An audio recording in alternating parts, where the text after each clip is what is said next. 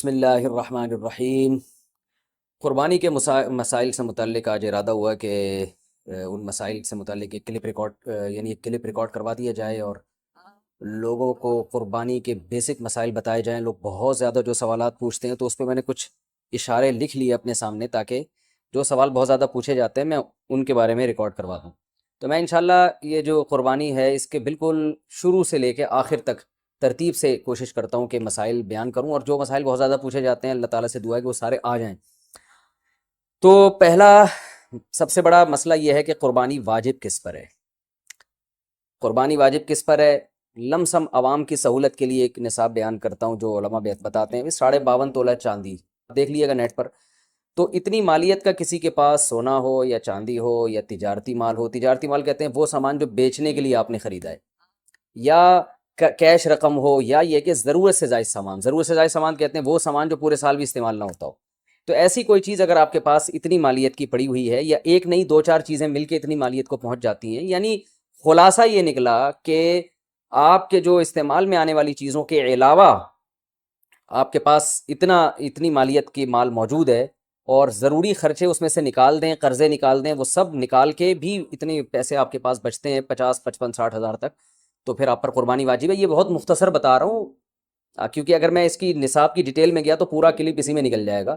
تو لم سم ایک بتا رہا ہوں آپ کو کہ اتنا اماؤنٹ کسی کے پاس ہو تو اس پر قربانی واجب ہے۔ پھر بھی سمجھ میں نہ آئے تو اس بارے میں میرے دوسرے کلپ یوٹیوب پہ آپ کو مل جائیں گے، یا دوسرے علماء سے آپ تفصیل پوچھ لیں، وہ انشاءاللہ آپ کو ڈیٹیل بتا دیں گے، کیونکہ نصاب میں اگر میں زیادہ ڈیٹیل میں گیا تو بہت ہی لمبی بات ہو جائے گی پھر۔ تو اس پر قربانی واجب ہے۔ بڑا مسئلہ یہاں پر ایک یہ اٹھایا جاتا ہے کہ کیا گھر کا سربراہ اگر قربانی کر لے تو سب کی طرف سے کافی ہو جائے گی، یا جو بھی صاحب نصاب ہے جس میں بھی استطاعت ہے اس پر الگ سے قربانی واجب ہے؟ اس میں فقہا کا اختلاف ہے۔ بعض علماء کی رائے یہ ہے کہ ایک آدمی اگر گھر کی طرف سے قربانی کر لے تو سارے اہل خانہ کی طرف سے کافی ہو جاتی ہے، اور اس کے بارے میں بعض تابعین سے آثار منقول ہیں، مصنف ابن ابی شیبہ کی روایات ہیں، لیکن ہماری رائے یہ ہے، اور بر صغیر کے علماء کی رائے یہ ہے، اور امام ابو حنیفہ رحمہ اللہ تعالیٰ کی بھی رائے یہی ہے کہ ہر شخص پر الگ سے قربانی واجب ہے اگر وہ صاحب نصاب ہے۔ اور اس کی دو دلیلیں بہت مضبوط ہیں۔ سب سے مضبوط دلیل رسول اللہ صلی اللہ علیہ وسلم کی حدیث ہے، من وجد سعة لأن يضحي فلم يضحي فلا يقربن مصلانا۔ آپ صلی اللہ علیہ وسلم نے فرمایا، جس کے پاس قربانی کی طاقت تھی اور اس نے قربانی نہیں کی تو وہ ہماری عیدگاہ کے قریب بھی نہ پھٹکے۔ تو اس سے پتہ چلتا ہے کہ جس کے پاس بھی اس طاقت ہے، تو اس میں یہ نہیں ہے کہ گھر کا سربراہ سب کی طرف سے کرے گا، تو یہ جو ہے ایسا نہیں ہے، بلکہ صاف الفاظ ہیں حدیث کے کہ جس کے پاس بھی استطاعت ہے تو وہ اس پر قربانی اس کو کرنی پڑے گی۔ اور دوسری دلیل یہ ہے کہ عبادات میں کہیں بھی ایسا نہیں ہوتا کہ ایک کی عبادت دوسرے کی طرف سے کافی ہو جائے، تو اس پر قیاس کا تقاضا بھی یہی ہے کہ جب اسلام میں کوئی بھی ایک عبادت دوسرے کی طرف سے کافی نہیں ہوتی تو یہ کیسے ممکن ہے کہ قربانی جو مستقل ایک سنت ابراہیمی ہے وہ ایک کرے اور دوسری کی طرف سے بھی وہ خود بخود ادا ہو جائے؟ تو یہ اس کا بھی تقاضا ہے۔ بعض حضرات یہ دلیل دیتے ہیں کہ حضرت ابو بکر اور عمر رضی اللہ عنہما قربانی نہیں کرتے تھے۔ اچھا سوری، یہ دوسرے مسئلے کی دلیل ہے۔ تو پہلا تو یہ ہو گیا کہ قربانی ہر صاحب استطاعت پر لازم ہے۔ بیگم کے پاس اگر زیور ہے اور اتنی مالیت کا ہے تو اس پر بھی قربانی واجب ہے۔ پھر وہ الگ بات ہے کہ اس کی طرف سے میاں اس کی پرمیشن سے کر دے، یعنی واجب تو اس پر ہوگی لیکن ضروری نہیں ہے کہ وہ خود کرے، اس کی طرف سے اس کا میاں بھی کر سکتا ہے اس کی پرمیشن سے، اجازت سے، اور میاں اپنی طرف سے بھی ایک کر دے اور بیگم کی طرف سے بھی ایک کر دے۔ یعنی گھر کے ایک فرد کرے گا اور سب کی طرف سے کافی ہو جائے، یہ نہیں ہے، بلکہ ہر فرد کو الگ کرنی پڑے گی۔ وہ الگ بات ہے کہ اپنے پیسے سے کرنا ضروری نہیں ہے، وہ فرد خود کرے یا کسی سے کروا دے۔ پھر جب کسی سے قربانی کروائے گا تو اس کو پیسے دے، یا جو قربانی اس کی طرف سے کر رہا ہے وہ خود اپنے پیسے استعمال کر لے تو بھی ٹھیک ہے۔ یعنی یہ بھی ٹھیک ہے کہ آپ کے جو ابا ہیں، آپ کے جو والد صاحب ہیں، وہ قربانی کر رہے ہیں اور سب بالغ بچوں کی طرف سے کر رہے ہیں، پیسے کسی سے نہیں لے رہے، تو بھی ٹھیک ہے، کوئی حرج نہیں ہے۔ یا شوہر بیوی کی طرف سے کر رہا ہے اور پیسے نہیں لے رہا اس سے، تو بہت اچھی بات ہے، ایسا نیک شوہر اللہ میاں سب کو دلائے۔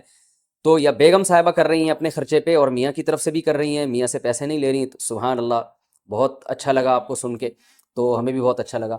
تو یعنی پیسوں کا ہر ایک کا ڈالنا ضروری نہیں۔ اچھا یہ بھی ایک مسئلہ ہوتا ہے کہ بڑا بھائی کر رہا ہے سب کی طرف سے اور سب سے آدھے آدھے پیسے لے رہا ہے قربانی کے، وہ یا تھوڑے تھوڑے پیسے لے رہا ہے، باقی پیسے اپنی جیب سے ڈال رہا ہے، تو بھی ٹھیک ہے۔ یعنی جس کی طرف سے قربانی ہو رہی ہے اس کے لیے خود سے پیسے یعنی خرچ کرنا ضروری نہیں ہے، اس کی طرف سے اگر کوئی اور خرچ کر دیتا ہے تو بھی ٹھیک ہے۔ چاہے پورے پیسے خرچ کرے یا آدھے پیسے خرچ کرے۔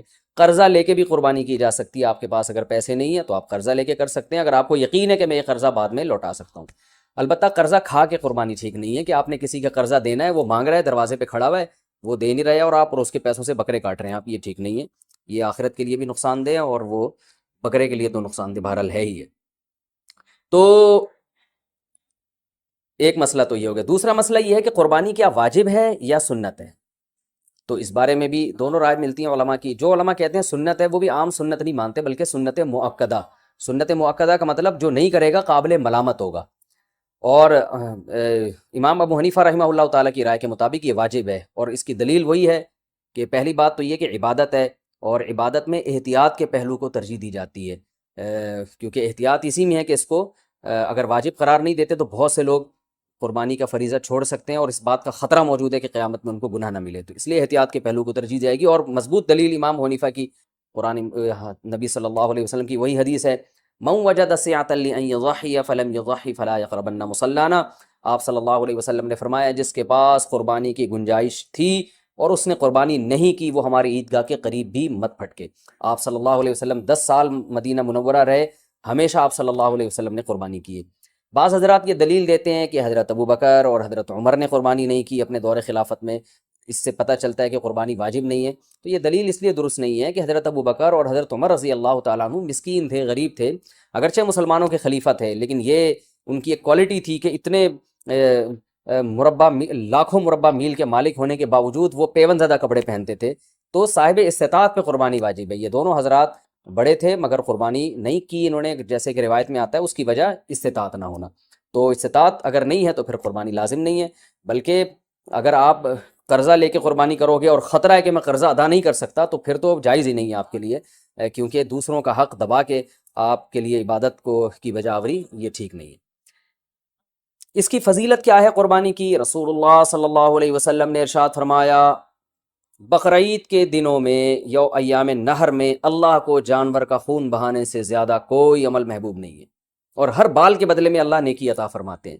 یہ قربانی کی بہت بڑی فضیلت ہے، اور اس کی فضیلت آپ علماء سے بیانات میں سنتے ہیں۔ میں بھی چونکہ بہت مختصر جلدی بات کر رہا ہوں تاکہ میں پورے موضوع کو جلدی سے سمیٹ